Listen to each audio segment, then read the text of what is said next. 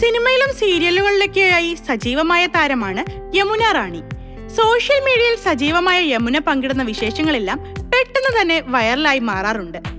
ദേവനെ ആദ്യമായി കണ്ടുമുട്ടിയതിനെക്കുറിച്ചും ആ ബന്ധം വിവാഹത്തിലേക്ക് എത്തിയതിനെക്കുറിച്ചുമുള്ള യമുനയുടെ തുറന്നു പറച്ചിൽ ആദ്യം ഒരു റിയാലിറ്റി ഷോയിലൂടെയാണ് വൈറലായി മാറിയത്.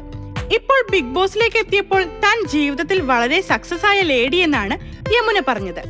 തന്റെ ശരിക്കുള്ള പേര് അരുണ എന്നാണെന്നും അരുണാചൽ പ്രദേശിൽ ആയിരുന്നു ജനനം എന്നാണ് ബിഗ് ബോസിലെത്തിയ യമുന സ്വയം പരിചയപ്പെടുത്തിക്കൊണ്ട് പറയുന്നത്.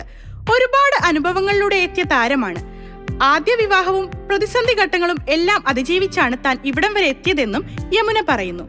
ജീവിതത്തിലെ വിഷമങ്ങൾ കൂടിയപ്പോൾ ആത്മഹത്യ ചെയ്യാൻ തോന്നിപ്പോയ നിമിഷങ്ങൾ ഉണ്ടായിരുന്നുവെന്നാണ് യമുന ലാലേട്ടനുമായി പങ്കിട്ട വിശേഷം.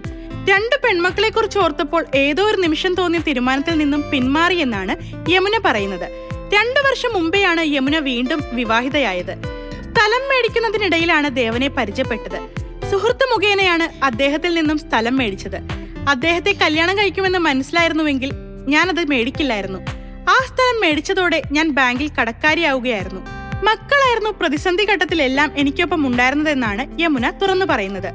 സ്വന്തമായൊരു വീട് വേണമെന്ന ആഗ്രഹമുണ്ടായിരുന്നു. എവിടെയെങ്കിലും സ്ഥലം മേടിച്ച് വീട് വെക്കാനുള്ള പ്ലാനിലായിരുന്നു.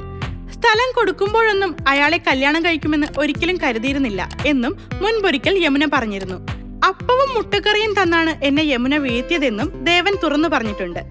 അതുതന്നെയാണ് ബിഗ് ബോസിലെത്തിയപ്പോഴും യമുന പറഞ്ഞ മുട്ടക്കഥ.